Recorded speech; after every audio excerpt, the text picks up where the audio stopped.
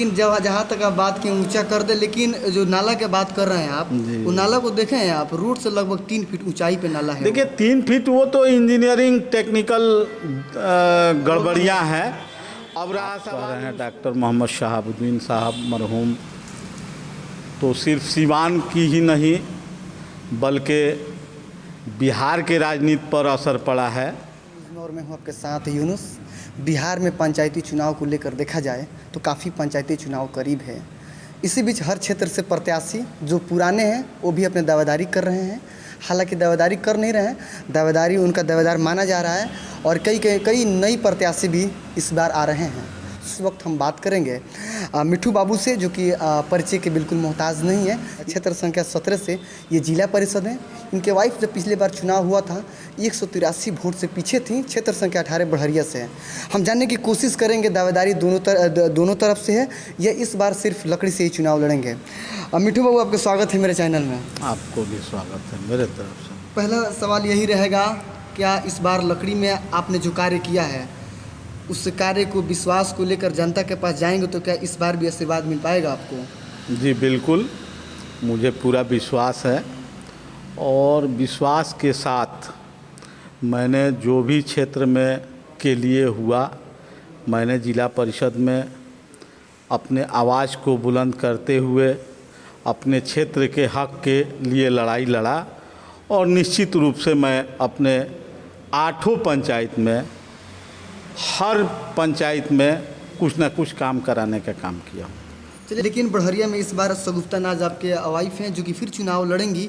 और क्या लगता है बढ़िया जो कि नगर पंचायत में चला गया है, कितना प्रभाव डाल सकता है चुनाव में आने वाले दिनों में? देखिए, चुनाव में लड़ना भिड़ना काम है, प्रभाव नहीं डालेगा। मान लीजिए 8-10 हज़ार वोट कटा है तो जो कम हुआ है उसी में सबको लड़ना है और निश्चित रूप से पहले से वोट का परसेंटेज बढ़ा है।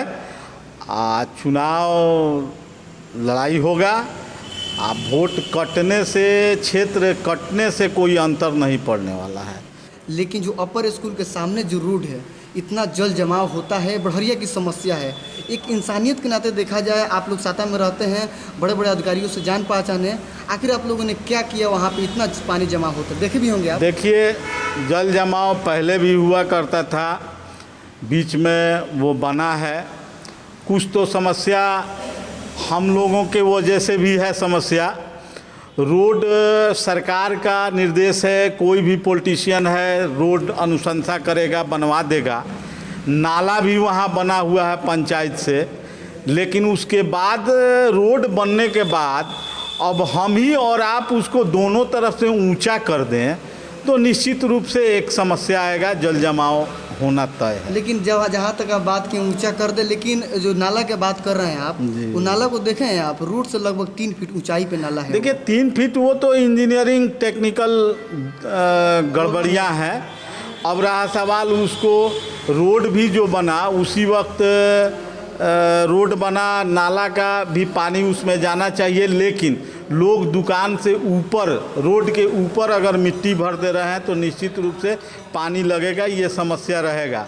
अब रहा सवाल कि वो थोड़ा ऊंचा लेवल का मामला है, विधायक लेवल का मामला है, तो माननीय विधायक बच्चा पांडे जी से हम आपके चैनल के माध्यम से उनसे आग्रह करेंगे कि बढ़िया की जनता आपको मैंडेट दी है, आप पर विश्वास जताई है और आपको चुनाव जीता के भेजने का काम की है, तो आपको भी इसमें पहल करके तत्काल प्रभाव से उसका निदान कराना चाहिए। क्या और एक सवाल ये है कि सिवान के राजनीति को देखा जाए तो 1 मई को बहुत बड़ा झटका लगा था सिवान को। पूर्व सांसद शहाबुद्दीन साहब का निधन हो गया था।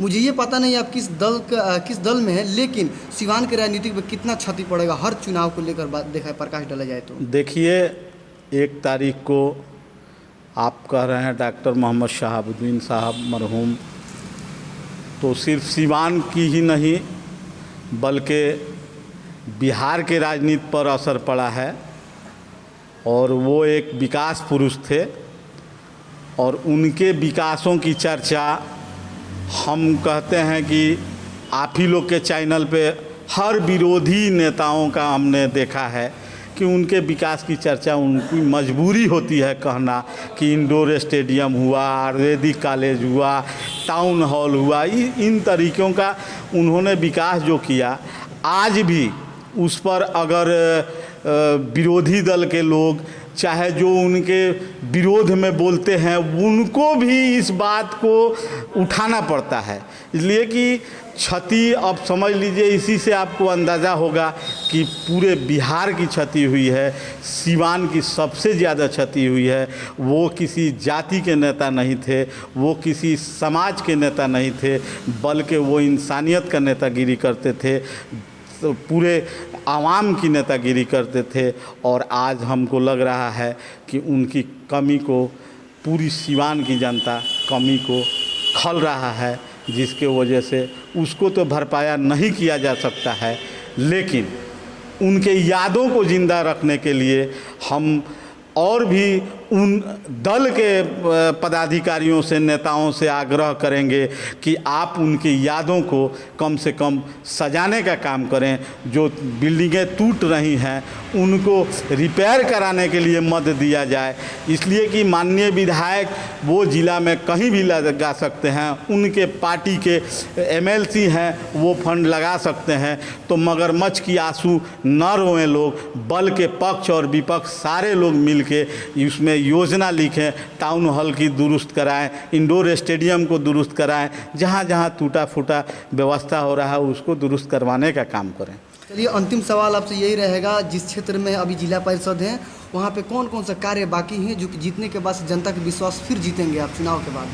देखिए, मैंने उस क्षेत्र में सरकार के गाइडलाइन के हिसाब से कहीं स्कूल में टाइल्स लगवाने का काम किया, कहीं खेल प्रेमियों के लिए स्टेज बनवाने का काम किया, कहीं कब्रिस्तान में जाने के लिए रास्ता का काम किया, कहीं नाले निर्माण का काम कराया, कहीं हमने ईदगाह में नमाज वगैरह पढ़ने का व्यवस्था करवाया, सोलिंग करवाया, पीसीसी कराया, कहीं मंदिर के सहन में पीसीसी करवाने का काम किया।